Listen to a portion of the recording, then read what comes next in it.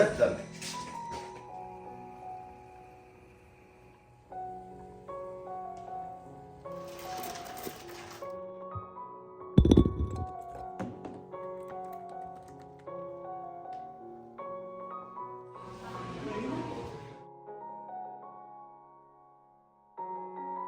আসসালামু আলাইকুম। আশা করি সবাই অনেক ভালো আছেন। আলহামদুলিল্লাহ আমরাও ভালো আছি। নতুন আরেকটি ব্লগে আপনাদেরকে আমন্ত্রণ করছি। আর যে যেখান থেকে বসে আমার আজকের এই ব্লগটি দেখছেন সবার প্রতি অনেক অনেক ভালোবাসা রইল।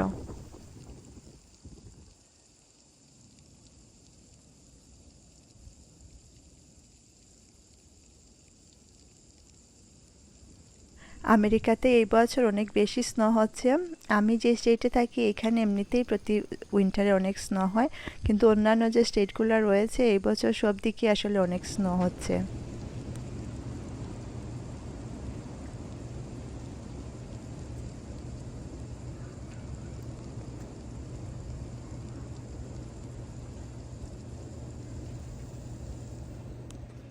দেখতে দেখতে বছর ঘুরে রমজান মাস আবার চলে আসছে।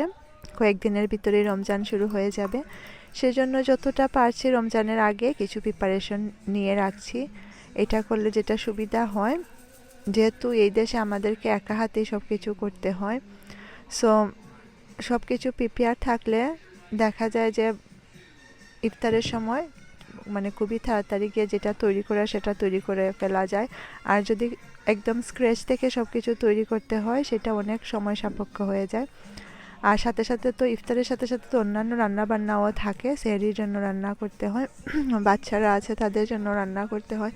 তো সব কিছু মিলিয়ে ওই সময় আসলে দেখা যায় যে রান্নার লোডটা আরও বেশি পড়ে। এই জন্যই যতটা পারছি একটু প্রিপারেশন নিয়ে রাখছি।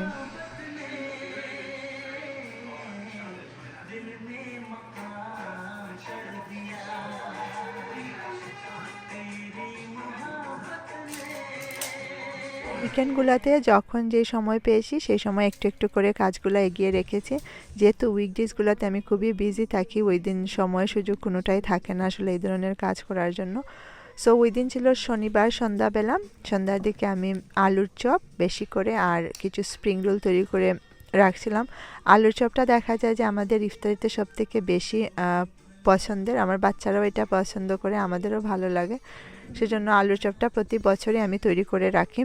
আর স্প্রিং রোল খুব বেশি একটা তৈরি করা হয় না, তবে বাচ্চাদের দেখা যায় যে ওদের স্প্রিং রোলটা ভালোই লাগে, সেজন্য ওদের জন্য তৈরি করছি।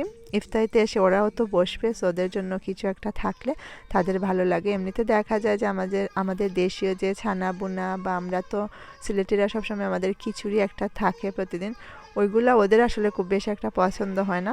সো তাদের যেগুলা পছন্দ সেগুলাও একটু করে রাখছি। রোলগুলার জন্য যে পুরটা তৈরি করেছি এটা আমি শুধু চিকেনের যে বুকের মাংস রয়েছে সেটাকে বেশি করে পেঁয়াজ, রসুন, আদা এবং সব ধরনের গুঁড়া মশলা দিয়ে ভালোভাবে ভেজে নিয়ে এসেছি। চাইলে এখানে বিভিন্ন ধরনের ভেজিটেবলও অ্যাড করা যায়, অনেকেই গাজর বা আলু ওইগুলো অ্যাড করেন, তবে আমার কাছে জাস্ট প্লেন বেশি করে পেঁয়াজ দিয়ে ভাজলে ওইটা ভালো লাগে। আর একদম স্টেপ বাই স্টেপ রেসিপি এখানে শেয়ার করতে পারি নাই, যেহেতু মানে খুবই তাড়াহুড়ার মধ্যে করছিলাম। আর বুঝতেই তো পারতেছেন একা হাতে অনেকগুলা স্প্রিং রোল তৈরি করা, সাথে হচ্ছে আলুর চপ তৈরি করা, আবার যদি পুরা রেসিপি সবগুলা শেয়ার করতে যাই সেক্ষেত্রে অনেক বেশি সময় লেগে যাবে। সেই জন্য আর ওইভাবে রেসিপিগুলো মানে রেকর্ড করা সম্ভব হয়নি। আমার বাচ্চারা হচ্ছে এতক্ষণ উপরে ছিল, তাদের কাছে নিউজ ছিল না আমি যেগুলা তৈরি করছি, কারণ ওই দিন আমি আমার বেসমেন্টে যে কিচেনটা আছে ওইখানে এগুলা তৈরি করছিলাম। ফাইনালি ওরা নিউজ পেয়ে গেছে, এখন চলে আসছে, তারাও তৈরি করবে। আমার ভালোই লাগে তারা যখন আমার সাথে এসে মানে রান্না করতে চায় বা আমাকে হেল্প করতে চায়, কিন্তু যখন মানে হাতে প্রচুর সময় থাকে তখন সেটা ভালো লাগে। আর যখন খুব তাড়াহুড়ার মধ্যে থাকি তখন মনে হয় যে ওরা এসে আরও মানে টাইমটা বাড়িয়ে দিচ্ছে। তারপরেও যেটা তাদেরকে আসলে একটু সুযোগ দিতে হয় বা এক্সপোজ করতে হয়, তা না হলে তারাও মানে এই স্কিলটা শিখবে না। সো আমার মেয়ে হচ্ছে প্রথমে আসছে, তো আমি ওকে বলছি আচ্ছা ঠিক আছে তৈরি করো। সো আমাকে দেখে দেখে বাঞ্চগুলো দেওয়ার চেষ্টা করছিল।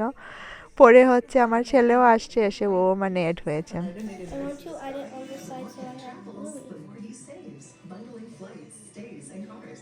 Good, Horsey. He even got this rental with his rewards. In Kenneth, it was free. Ken, in Italy, they also drive on the right. Look, these Goosey. Expedia. The one Is that station Ken to from places. Bobby? आज इसकी 1 our की math class है और आज Amy ने multiplication सीखी है physics में। तो मुझे मानसू की ये चीज़ बहुत पसंद है उनके अपने Okay, I made it. আমি একদিকে কাজ করছিলাম, ওইদিকে হচ্ছে টিভিতে 90s-এর যে হিন্দি সংগুলা ছিল সেগুলো অন করে রেখেছিলাম, একটা প্লেলিস্ট, তো ওইটা প্লে হচ্ছিল। দেখা যায় যখন এরকম লং প্রসেসের রান্নাবান্নায় আমি বসি বা কিছু তৈরি করতে বসি, তখন একদিকে টিভি অন করে আরেকদিকে মানে কাজগুলা করি। ওইটি আসলে আমার বেস্ট সময় টিভি দেখার। এমনিতে যে খুব রিল্যাক্স করে বসে টিভি দেখবেন সেরকম সুযোগ খুব একটা হয় না। আর আমার দেখা যায় যে পুরোনো দিনের হিন্দি গানগুলা শুনতেই বেশি ভালো লাগে, অর্থাৎ আমরা যে সময়টায় বেড়ে উঠেছি সেই সময়ের গানগুলা। এখনের সিনেমা বা এখনের গানগুলো আমার কেমন জানি একটু বেশি কমার্শিয়াল মনে হয়, মানে সেই আগের সেই ফিল আর পাই না। সো এখনেরগুলো আসলে খুব বেশি দেখাও হয় না। এটা ছিল পরের দিন সন্ধ্যার দিকে। সো আমি ভাবছিলাম যে ছোলাগুলা যেগুলো, ওইগুলাকে ভালো করে সিদ্ধ করে ছোট ছোট জিপলক ব্যাগে করে রেখে দিলে সুবিধা হবে। এটা আমি প্রতি বছরই করি, যারা আমার ভিডিও দেখেন তারা নিশ্চয়ই জানেন, এবং এটা অনেকেই করেন।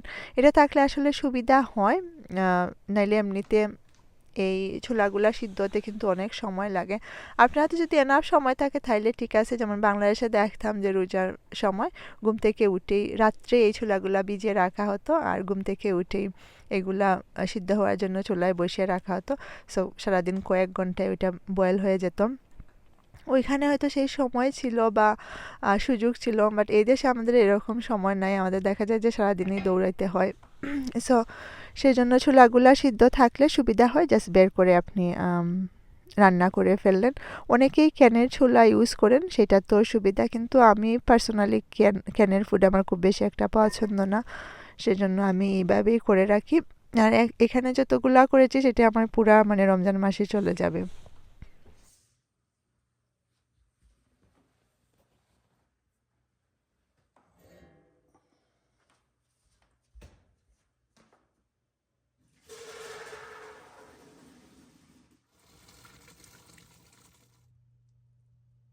ছোলাগুলোকে এখন আমি ভালোভাবে পানি ঝরানোর জন্য রেখে দিচ্ছি। তারপর যখন ভালোভাবে ঠান্ডা হয়ে যাবে তখন ছোট ছোট জিপলক ব্যাগে করে ফ্রিজারে রেখে দিব। আর এদিকে আমার বাচ্চারা হচ্ছে বায়না করছিল ওদেরকে হট চকলেট তৈরি করে দিব, সেইটাই ওই সময় তৈরি করছিলাম। আর যখনই যেটা তৈরি করতে আসি তাদের সব কিছুতেই পার্টিসিপেশন লাগে, সো ওরাও আসছে, এইটাই।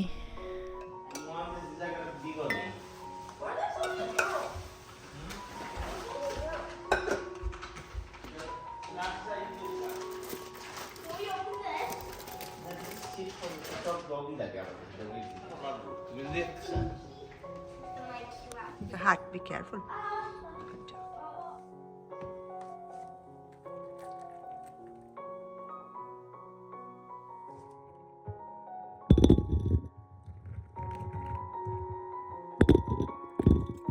খেজুরগুলোকে খুব ভালোভাবে ধুয়ে আমি পানি শুকিয়ে একদম শুকনো করে এখন একটা কন্টেনারে টেবিলের উপরে রেখে দিব। এতে করে প্রতিদিন আর ইফতারির সময় খেজুর নিয়ে একটা ঝামেলা করতে হবে না। আর ওই সময় অনেক রাত হয়ে গিয়েছিল, সাথে সাথে আমার যে ছোলাগুলো বয়েল করে রেখেছিলাম সেগুলোও পানি ঝরে একদম ঠান্ডা হয়ে গিয়েছে। এগুলাকে আমি এয়ারটাইট ব্যাগে করে নিয়েছি। চিকেনের কিছু লেগকে আমি ভালোভাবে ম্যারিনেট করে ফ্রিজারে রেখে দিব। ম্যারিনেট থাকলে যেটা সুবিধা হয়, ইফতারের সময় জাস্ট বের করে শুধু ওভেনে বা এয়ার ফ্রায়ারে দিয়ে দিলেই হয়। আর তা না হলে দেখা যায় যে ওইগুলোকে ক্লিন করতে হয়, ম্যারিনেট করতে হয়, অনেকটা সময় লেগে যায়।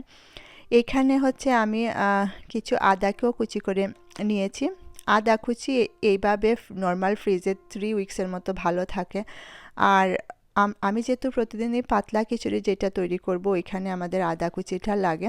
সাথে সাথে ধনে পাতা এবং কিছু কাঁচামরিচকেও প্রিপেয়ার করে রেখেছি। ছোলা ভুনা বা পেঁয়াজু তৈরি করতে ওইগুলো লাগবে।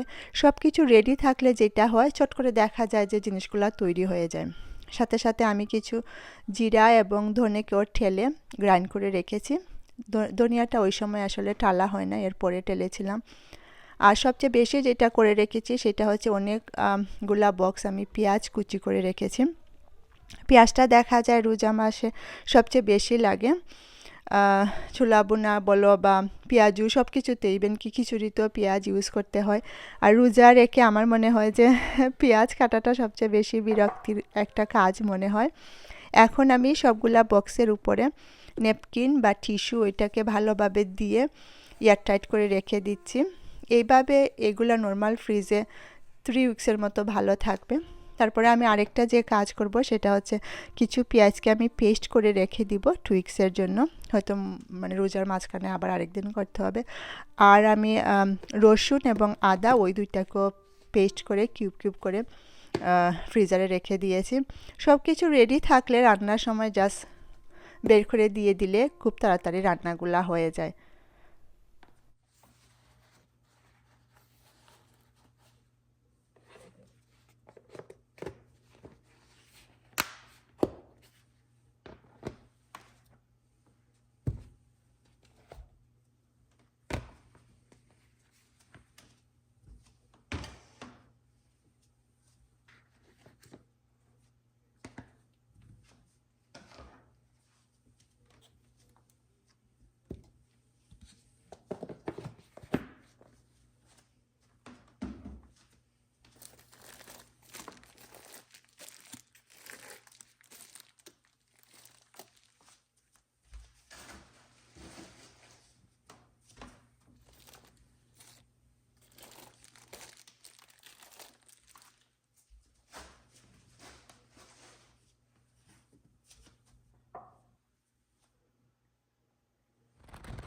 এটা ছিল এরপরে একদিন আমরা আজকে টিউবিং করতে যাচ্ছি। আমাদের এখানে একটা পার্ক, এটার নাম হচ্ছে সিলভিয়ান পার্ক, বাসা থেকে 20 মিনিট দূরে।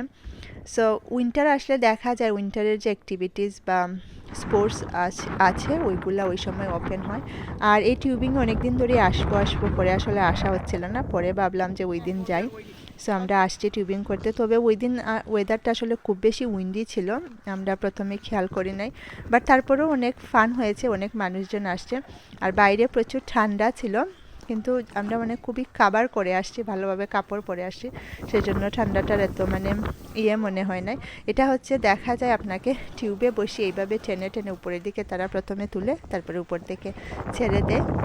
বেশ ভালোই, মানে প্রথমবার একটু ভয় করছিল, পরে যে সময় 2-3 বার করতে গিয়েছি তখন মানে আর ভয় হয় নাই, ভালোই লাগছিল। আর আমার বাচ্চারা ছিল, তাদের মানে অনেক ওরা অনেক এনজয় করেছে।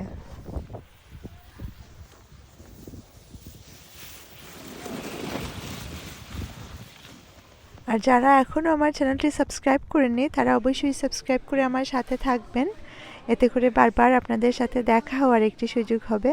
আর যারা অলরেডি সাবস্ক্রাইব করে আমার সাথেই আছেন তাদেরকে অসংখ্য অসংখ্য ধন্যবাদ। আপনারা চাইলে আমাকে আমার ফেসবুক পেজেও ফলো করতে পারেন, আমি ডিসক্রিপশন বক্সে লিঙ্কটি রেখে দিব। আজকের মতো আর এখানেই বিদায় নিয়ে নিচ্ছি, আবার দেখা হবে নতুন ব্লগে। সেই পর্যন্ত সবাই অনেক অনেক ভালো থাকবেন আর সুন্দর থাকবেন। আল্লাহ হাফিজ।